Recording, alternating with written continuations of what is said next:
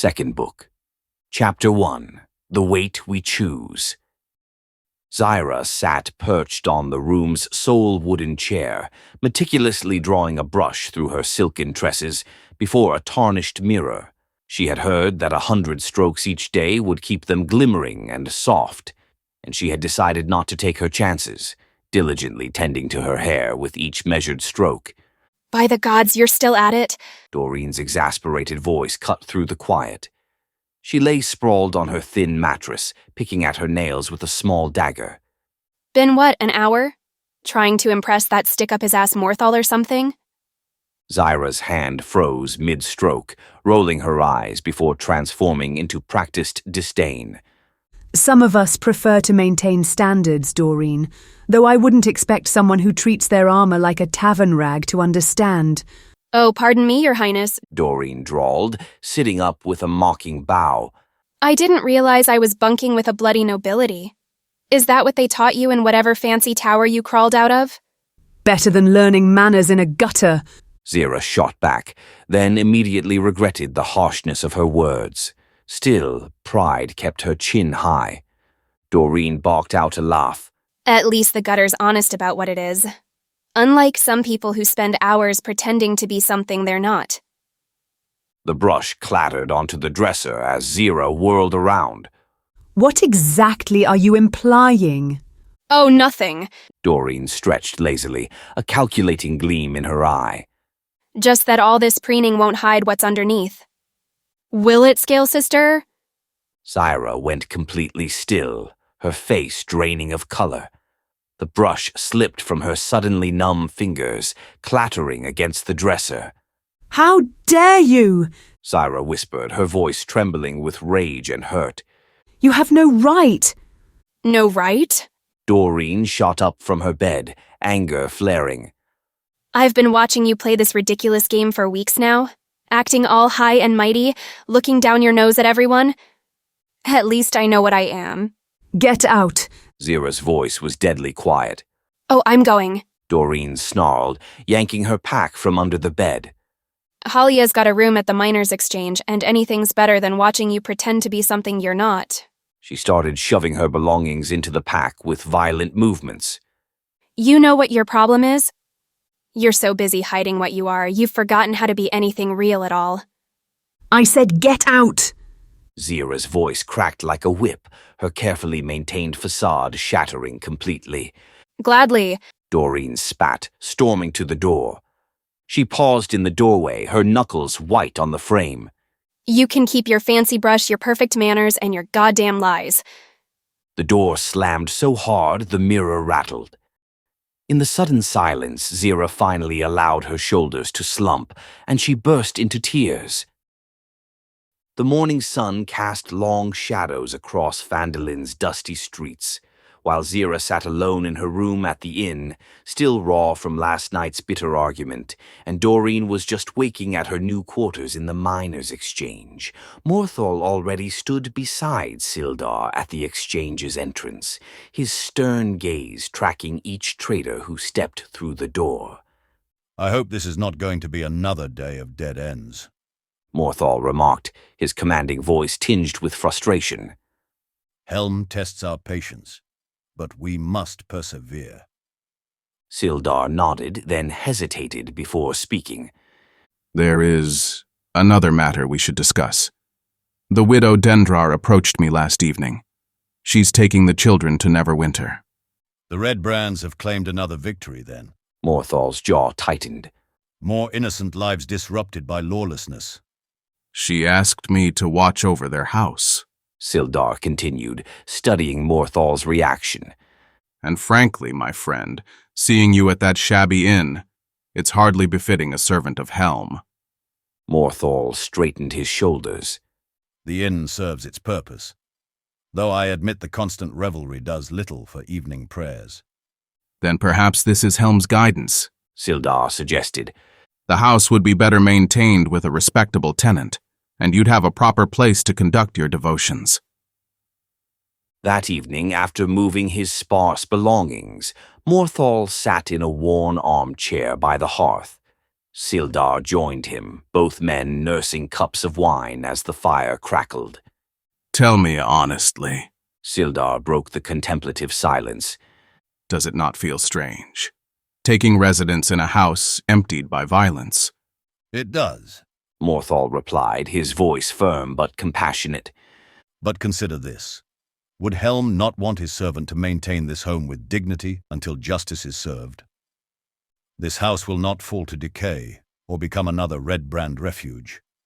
I shall keep it as a sanctuary until the Dendrars can return. Sildar smiled slightly. Always the voice of righteous purpose. Someone must be. Between Doreen's schemes, Zyra's vanity, and Ilara's... Well, Ilara, our group needs a moral compass. Indeed it does. Sildar nodded, taking a taste of the wine. As the evening drew to a close, Morthal walked Sildar to the door. Once alone, he knelt in the center of the main room, his holy symbol of Helm gleaming in the dying firelight. My Lord of Guardian, He prayed, his voice barely above a whisper.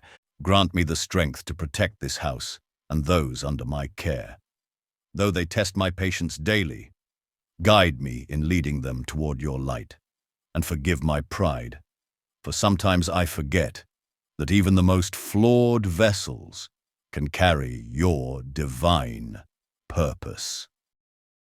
Morning sunlight streamed through the dusty windows of the Dendrar house as the party gathered inside. Morthal stood sentinel at the doorway, watching his companions file in. The air felt heavy with unspoken words, particularly between Zira and Doreen, who seemed to have mastered the art of looking anywhere but at each other. Finally, Zyra broke the silence. Before we begin, She said, her practiced diplomacy in full effect. I believe I owe Doreen an apology. My words last night were unnecessarily harsh. Doreen's hand found her dagger hilt, a nervous habit. Yeah, well, I crossed a line too. Said things I shouldn't have. Her eyes flickered briefly to Zira before darting away. We good? Yes, we are good. Zyra replied, her tone careful and measured. Both women recognized the hollow note in their reconciliation. Something fundamental had shifted between them. At Morthal's gesture, they settled into their places, Zira claiming a chair and promptly fortifying it with cushions, Doreen deliberately sprawling on the rug at a calculated distance. Ilara chose a rocking chair at the group's periphery, its gentle creaking providing a soothing rhythm to the morning's tension. Balin took his place at the table, laying out the recovered tome from Glasstaff's quarters with near-religious reverence. His thick fingers, surprisingly gentle, traced each dwarvish rune with meticulous care. "The forging of the alliance," He began, his finger following each line as if drawing out their secrets. "in the year of the Starfall Accord, our great pact, the Fandelva Pact, was forged in unity and hope. Gods, does he have to touch every bloody word? Doreen's impatience burst forth, earning Morthal's stern glare. Undeterred, Balin continued his methodical reading, pausing to savor particularly significant passages. This unbreakable bond united the dwarves of Clan Durgeddin, the masterful gnomes of Garl's Circle, and the wise elves of Ilafon. Each mention received its due reverence. Together they unearthed Wave Echo Cave, a cavern brimming with riches. Come on. Doreen circled behind him like a restless cat. We ain't got all day for your love affair with a paper. Respect the text, Balin replied simply, his focus unwavering. As he turned each page with careful precision, the tale unfolded. A prosperous alliance of dwarves, gnomes, and elves within Wave Echo Cave, creating magical marvels that attracted dark forces. Then came the wars, culminating in the cave's collapse upon the dragon Voragax, entombing riches, secrets, and countless lives. At the mention of the dragon, Zyra's carefully maintained composure began to fracture. Her hands started to shake, vision swam, and beneath her carefully chosen clothing, her scales burned with phantom fire. Her dragon blood sang an unwanted song, making her head spin.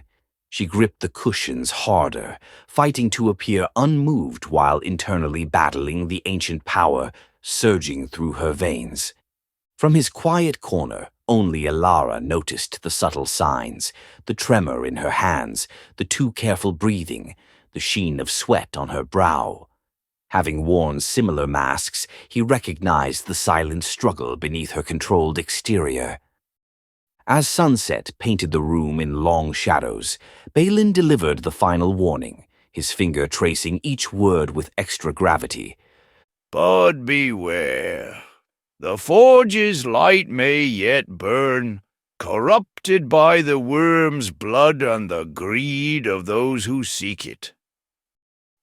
That night, Zira tossed in her bed at Stonehill Inn, the rough sheets tangling around her as sleep dragged her not into peaceful darkness, but into searing heat. The dreamscape materialized, a vast wasteland of cracked earth stretching endlessly beneath a blood-red horizon. Heat shimmers distorted her vision while embers danced on toxic winds that tasted of ash and ancient malice.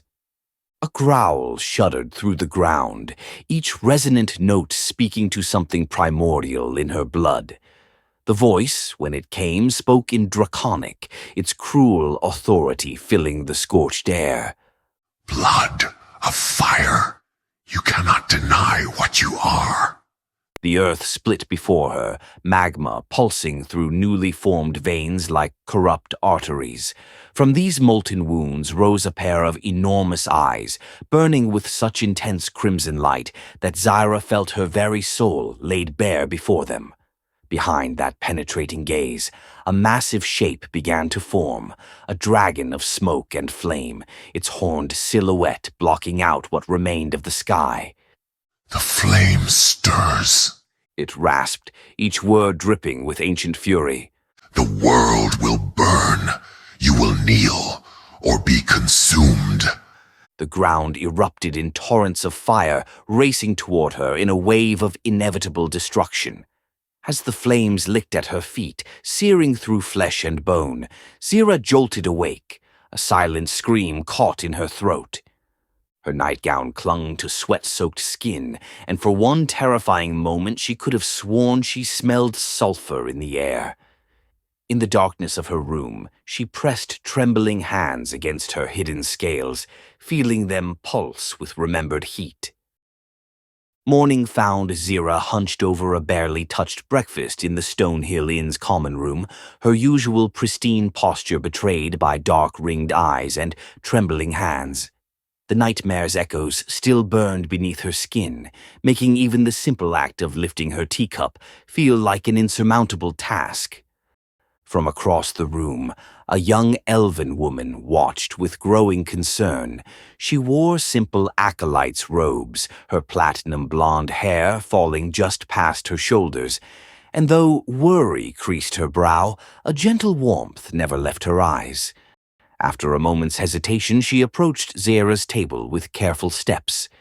"Forgive my intrusion," she spoke softly, her voice carrying the musical lilt common to elves. "but you seem troubled. I'm Sister Garail of the Temple of Timora."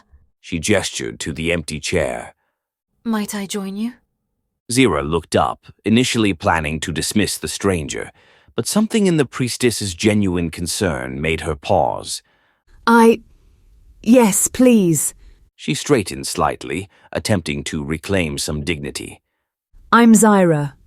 Garael sat, her movements graceful and unhurried.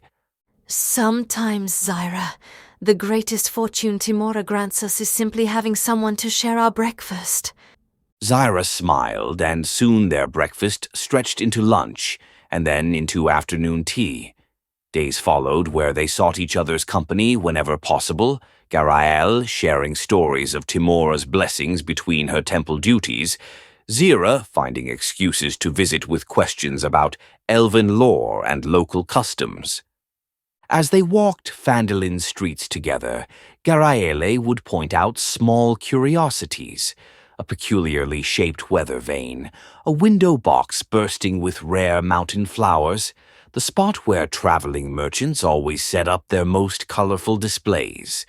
She seemed to know every local personality, greeting them with that same warm smile that had first drawn Zira to her.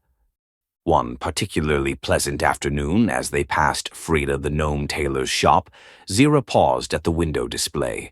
Among the exquisitely crafted garments was a dress that perfectly embodied gnomish fashion sensibilities, a masterwork of sunshine yellow silk with purple accents and precisely arranged emerald trim. Frida's technical skill is remarkable, Garaele observed, studying the intricate stitching. though her color choices are distinctly gnomish. They spent an engaging hour with Frida, genuinely appreciating her talent while selecting elaborate pieces. Zira finally settled on an ensemble that managed to incorporate rainbow-colored ruffles, laced butterflies, and chiming bells, all impeccably made. Wait here. Zira told Garele with mock solemnity as they reached her room in the inn. This reveal requires proper staging. While Garael waited in the hallway, barely containing her anticipation, Zira carefully donned the elaborate creation. The lacework butterflies, so intricately crafted they seemed almost alive, settled around her shoulders while tiny bells tinkled with her movement. Ready for the grand revelation? Zira whispered through the door, adjusting the final touches. When Garael entered, one look was all it took before both women dissolved into girlish laughter. Zira performed an exaggerated curtsy, setting off a symphony of tinkling bells, while the butterfly lacework seemed to flutter with the movement. You look Garael tried to catch her breath between giggles. absolutely magnificent, my lady. Why, thank you, dear sister. Zira replied with another flourishing curtsy that set all the bells jingling anew. I do believe I've found my new adventuring outfit. Just imagine how impressed the orcs will be. Their eyes met in the reflection, bright with shared joy, holding for just a moment too long before both looked away, still smiling. As evening settled in, their mirth gradually gave way to deeper conversation.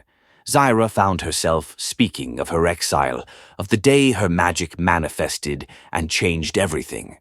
They looked at me differently after that, She whispered. like I was something wrong. Garael squeezed her hand. War took my parents when I was young. She shared, her voice thick with emotion. The temple became my sanctuary, but sometimes I still feel like that lost child. Tears flowed freely now as they held each other's hands, neither willing to let go. In the growing darkness, Zira felt something shift inside her, a tiny crack in the walls she'd built around herself. I'm glad you saw me that morning. She admitted softly. Garaele's smile was radiant even through her tears. Perhaps Timora guided me to you. I'd like to think she did. They sat in comfortable silence, hands still clasped, each lost in thoughts of how a chance meeting could feel so much like coming home. At week's end, Garael invited Zira to her small sanctuary for evening tea. As they sat in the candlelight, Garael's expression grew serious. Zira, there's a secret between us that is pressing me. Zira's cup froze halfway to her lips, her heart suddenly thundering. The way Garael was looking at her, she knew. Somehow she had discovered about the scales. Zira's fingers instinctively moved to her collar, checking it was properly arranged. I'm not in Phandalin by chance. Garael continued, and Zira's breath caught. I'm an agent of the Harpers, We've been gathering information about Wave Echo Cave. The relief that flooded through Zara was immediately followed by a different kind of hurt. So our friendship, She began, unable to keep the pain from her voice. was it just a way to gather information? No. Garaele reached across the table, catching Zira's hand. Gods, no. Our friendship is real. The time we spend together, She squeezed Zira's fingers. that has nothing to do with the Harpers. I truly enjoy being with you. Looking into Garaele's earnest face, Zira found herself believing her. She squeezed back, then withdrew her hand slowly. I haven't been entirely honest either. She said quietly. There's something about me you should know. She paused, gathering her courage. Please give me a little time to summon my courage, and I promise I'll tell you everything. As Garaele smiled and nodded, accepting her promise without pressure, Zira's thoughts turned inward. Your secret is being part of a noble organization working for good, she thought bitterly. Mine is being a monster wearing human skin. After the reading of the dwarven tome, Ilara retreated to his room like a shadow slipping beneath a door. The familiar weight of his swords offered cold comfort as he sank into meditation, his mind replaying the dance of steel that had ended in Redbrand blood at the Tresendar Manor. Hours stretched into days as he drove his body through painstaking drills. Each movement began achingly slow, a thrust, a parry, a counter-strike, his muscles trembling as he forced them to learn new patterns. The reverse grip thrust he had used in the last battle became a foundation for endless variations, each one practiced until sweat darkened his shirt and his arms shook with exhaustion. Between sessions, he would sit cross-legged on the floor, not touching the food left outside his door, lost in meditation that bordered on self-recrimination. His body felt like a prison, too slow, too weak, too restricted. Each day he pushed himself faster, harder, driving toward a perfection that seemed to recede like a mirage. From beyond his door, Zira's voice would occasionally drift in, bright with cheerful concern. Ilara, you all right in there? Yes. He would reply, voice carefully controlled despite his ragged breathing. Just let me be. She never pressed, never demanded entry. Her footsteps would fade away, carrying the hint of laughter or conversation with someone. Life continued beyond his self-imposed exile, while inside his room, Ilara fought battles against enemies only he could see. At night, when exhaustion finally claimed him, nightmares twisted his training into bloody spectacles of failure. He would wake gasping, reaching for his swords before reality settled back into place. Then the cycle would begin again. Meditation, drills, pushing his betraying flesh to its limits, seeking a strength he feared might always elude him. The others left him to his isolation, but sometimes in the quiet moments between exercises, he would catch himself listening for Zira's next visit, both dreading and longing for that gentle inquiry about his welfare. On the 5th day, as afternoon sun painted long shadows across his room's worn floorboards, something shifted. His body, pushed beyond exhaustion into a strange clarity, finally moved the way his mind had envisioned. The counter-thrust flowed seamlessly into a defensive sweep, then a lightning-quick riposte, each movement precise, lethal, perfect. Time seemed to slow as he executed the sequence again and again, his twin blades singing through the air with deadly grace. When the last ray of sunlight faded from his window, Ilara's swords finally lowered. His arms trembled, but not from weakness, rather from the quiet certainty that he had transcended a barrier he'd been fighting. He managed 3 steps toward his bed before his legs gave way, and he slid down the wall into the corner of his room. For the first time in days, his mind was quiet. No self-recrimination, no desperate drive for improvement. His eyes drifted closed, and sleep took him before he could even arrange himself on the floor. That night there were no nightmares, just the deep, dreamless rest of one who had pushed themselves to their absolute limit. His swords lay within arm's reach, their blades catching the moonlight, silent witnesses to their master's hard-won victory over himself. Like generations of dwarves before him, Balin had always found clarity at the forge. The steady rhythm of hammer on metal, the dance of sparks, the gradual transformation of raw material into something purposeful. It was meditation, therapy, and prayer all at once.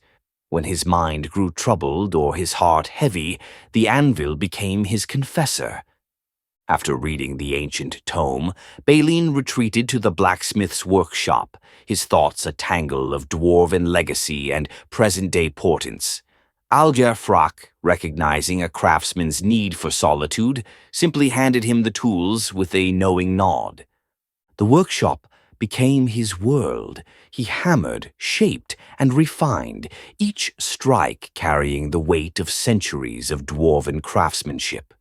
The steady clang of his hammer echoed through Phandalin like a heartbeat, day and night, as regular as a temple bell. Townspeople passing by would pause, somehow sensing that each ring carried meaning beyond mere metalwork. After 2 days of nearly continuous labor, pausing only when his vision blurred too much to work safely, Balin emerged at sunrise. In his weathered hands he clutched a freshly forged metal plate etched with an intricate design. It caught the early morning light and seemed to hold it, glowing with an inner radiance that made the sunrise pale in comparison. Alger Frock, who had been waiting nearby, gaped at it. By the gods, that's magnificent. His expert eye traced the impossibly delicate patterns. How in the nine hells did you do this? Balin only gave a small, cryptic nod, his eyes still carrying the distant look of one who had been communing with something ancient and profound. "It came to me," he murmured simply. In truth, he couldn't have explained how the design had flowed from his hands, as though guided by the memories of every dwarf who had ever shaped metal in the depths of their mountain homes. The plate continued to glow softly in his hands, as if it had captured not just the morning light, but something of the eternal flame that burned in every dwarven forge. True to her word, Doreen had moved into the attic of Miners' Exchange.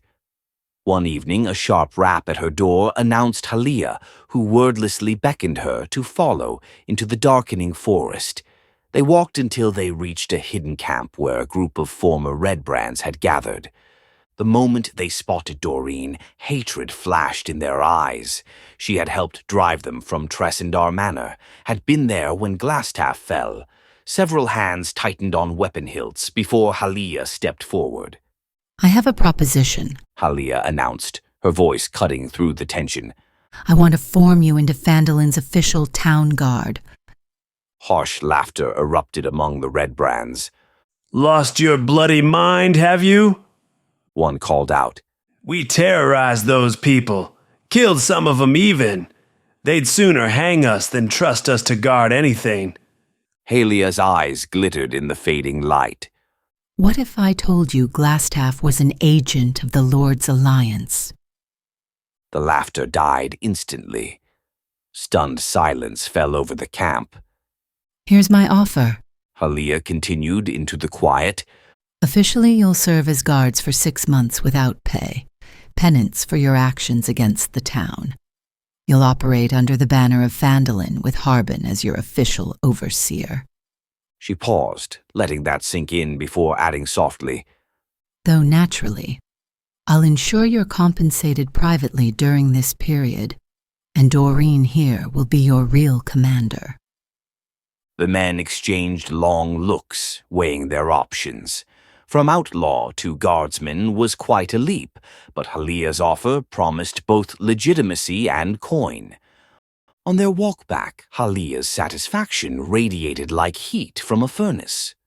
Harbin's pushing for a town council, she said, glancing at Doreen. Having a loyal militia will prove useful when those discussions begin. Doreen nodded, understanding the layers of manipulation at play. Sometimes the best way to control power was to create it yourself. Couple of days later, Sildar, Morthal, Halia, and Harbin convened in Harbin's cramped meeting room, joined by Brawny, the self-proclaimed reformed leader of the Red Brands. The meeting had barely begun when Brawny launched into his carefully prepared tale. It's all been one big misunderstanding, he insisted with a practiced look of earnest regret. Past month's troubles. Just unfortunate accidents and crossed signals. Sildar's face darkened. Accidents and crossed signals? Which one was Thel's murder? Ah, that. Brawny shook his head sadly. Poor business, that. Some of our boys made some distasteful remarks about his wife, true enough. But Thel, well, he was always hot-headed, wasn't he? He glanced at Harbin for support. Yes, yes. Harbin nodded eagerly. Thel was known for his temper. He drew his weapon first, Brawny continued smoothly. In the scuffle, he fell. Tragic accident. And those involved? He spread his hands. They're all dead now anyway. Fell defending Glasstaff at the manor. Sildar's jaw clenched. And Myrna? Her children? Was their kidnapping just another accident? Those were direct orders from the Lord's Alliance, Brawny replied calmly, dropping the bomb that made even Harbin's eyebrows rise. Preposterous, Sildar exploded. Glasstaff was your man, wasn't he? Brawny's grin turned predatory. He showed us the token of Lord's Alliance and was giving us our marching orders. We were just following the chain of command. Sildar, Harbin interjected nervously. Is it true about Glasstaff? Sildar hesitated, trapped. He did carry Alliance credentials, but... Well then, Halia smoothly cut in. That certainly puts things in a different light. And let's not forget what Doreen confirmed about the attack on her and Morthal not being entirely unprovoked. This is madness, Morthal declared, disgust evident in his voice. You cannot simply rewrite the blood these men spilled. But Harbin was already warming to the idea, visions of commanding his own militia dancing in his head. Now, let's be practical. The town needs protection. These men are offering 6 months of free service. Under your wise leadership, of course, Halia added. For every protest Sildar raised, Brawny and Halia had a ready explanation, each one painting the Red Brands as misunderstood servants of order. By meeting's end, not only was the guard force approved, but Harbin was already talking about releasing the imprisoned Red Brands to join their ranks. Through it all, Morthal sat in stony silence, watching this masterclass in manipulation unfold with growing unease. Next day, the party regrouped at Stonehill Inn. Before any other business could be discussed, Doreen stepped forward, her usual cocky demeanor notably absent. Listen, she began, fidgeting with her sleeve in an uncharacteristic display of nervousness. She continued talking directly to Zira. About what happened before. I know our last apologies were rushed, not really from the heart. She took a deep breath. I've had time to think, and what I said to you was truly unacceptable. I crossed a line I never should have crossed. Zira, who had been studying the floor, looked up to meet Doreen's eyes. The rogue continued. I got defensive and lashed out in the worst possible way. I can't take those words back, but I want you to know I'm genuinely sorry. A moment of heavy silence followed before Zira spoke. I said some terrible things too, she admitted quietly. Things I knew would hurt. We both did.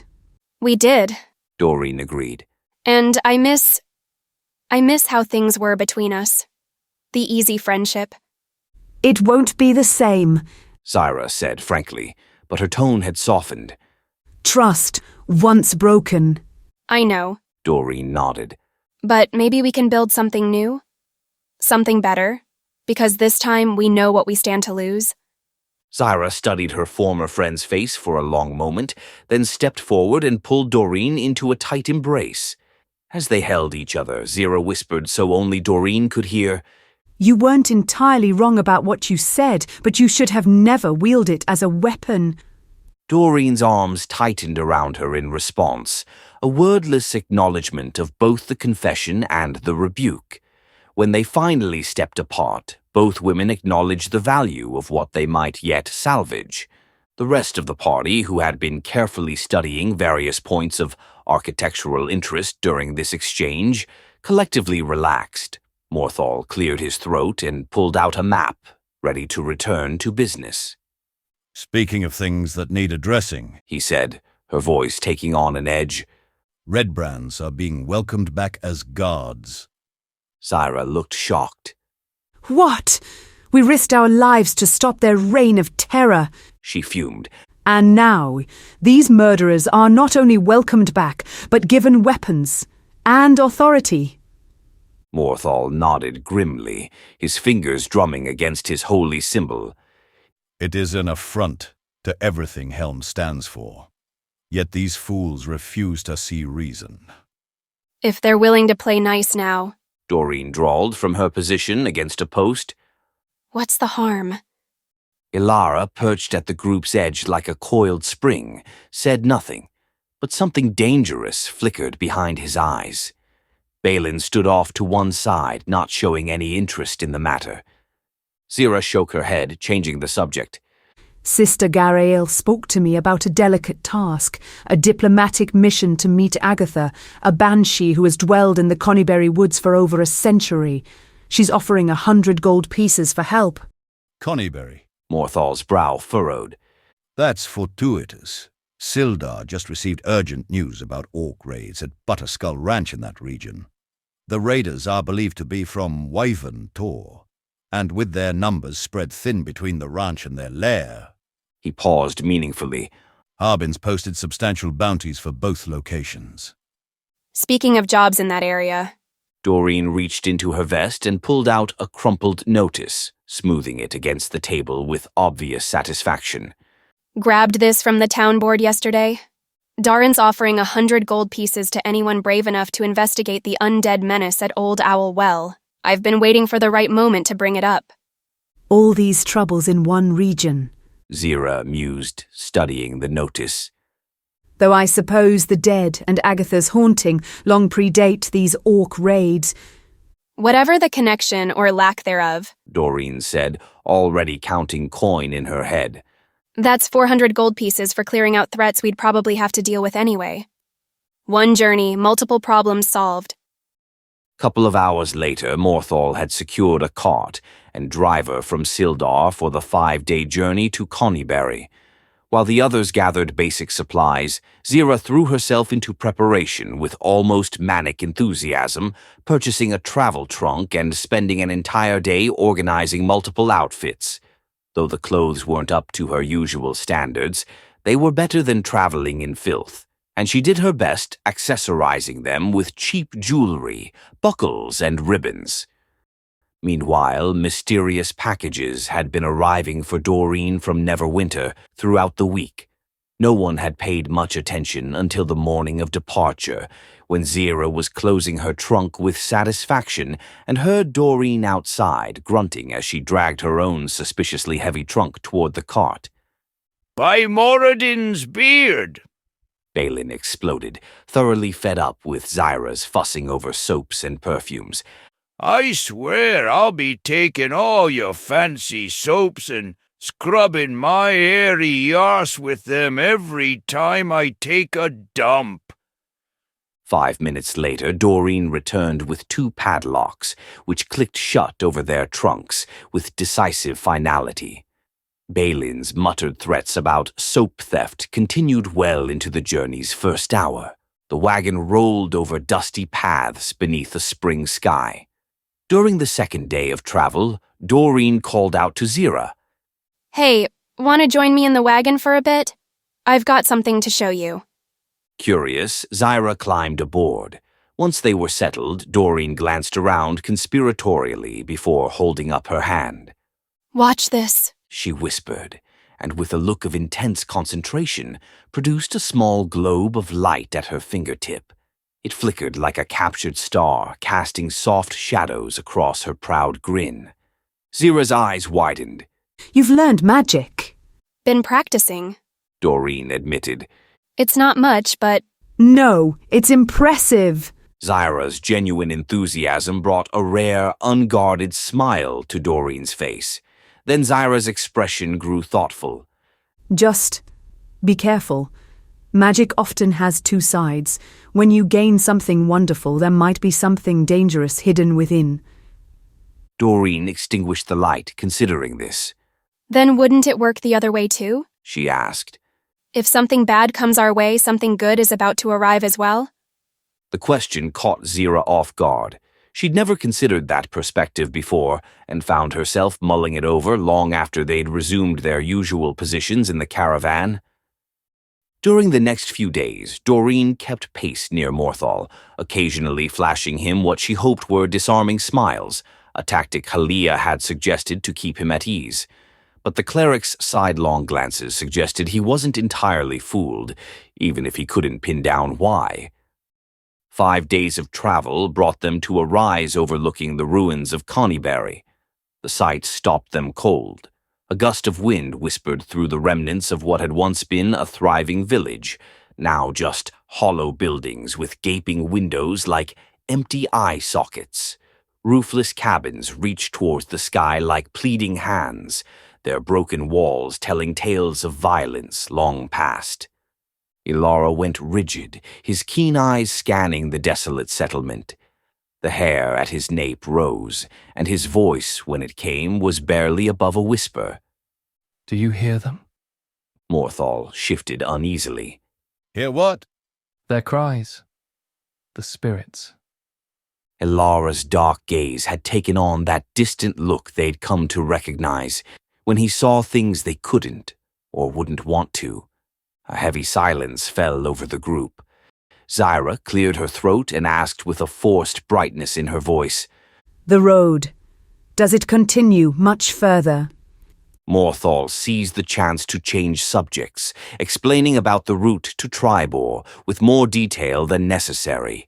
Anything to avoid discussing the ghostly echoes Ilara sensed. They pressed on until Butterskull Ranch came into view. Leaving the wagon, driver, and a grumbling Balin at a safe distance, the others crept forward to investigate. Ilara and Doreen took point. The stench hit them first, that unmistakable sweetish reek of death. Bodies littered the farmyard, nearly 10 in total. Humans and orcs lay where they'd fallen, their blood already soaked into the soil of what had clearly been a prosperous homestead. Through a grimy window, Ilara counted 6 orcs ransacking the farmhouse's interior. Their guttural voices carried through the broken glass as they searched for valuables, though the movements deeper in the buildings suggested there might be more they couldn't see. Doreen's hand tightened on her sword hilt as she crouched in the shadows. Beside her, Ilara's jaw clenched, his entire body coiled like a spring about to release. The silence between them crackled with pre-battle tension. Just steps behind Doreen and Ilara, Morthal checked his weapon one final time, while Zira adjusted her grip on her staff. They'd faced orcs before, but never this many at once. Their eyes met in silent communication, past grievances and political concerns forgotten in the face of immediate danger. Whatever happened next would depend on how well they worked together in the crucial minutes to come. As the spring wind carried the sounds of orc laughter from the farmhouse, it was time to move.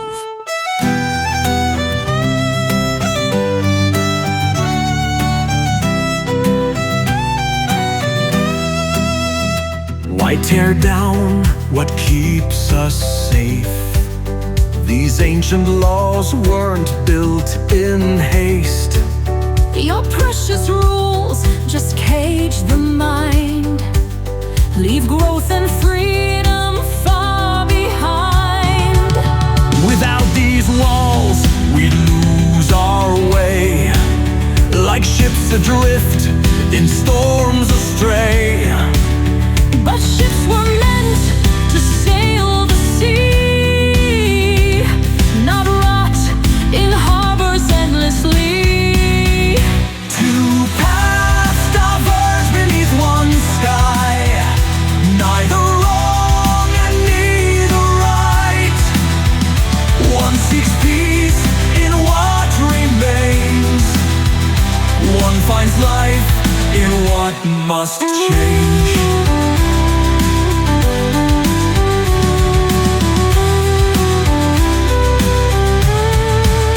Each stone I've laid built something true, a foundation both strong and new. Your stones are chains that bind us all.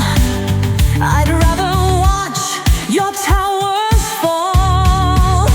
This order shields the weak from harm, keeps chaos from our village calm. Your shields of blindfold, can't you see? True strength flows from being free. Two paths diverge beneath one sky, neither wrong and neither right. One seeks peace in what remains, one finds life in what must change.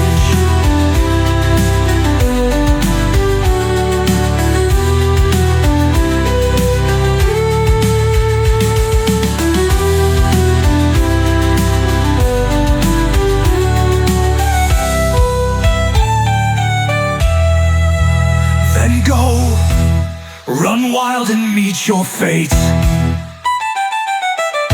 Better than to suffocate.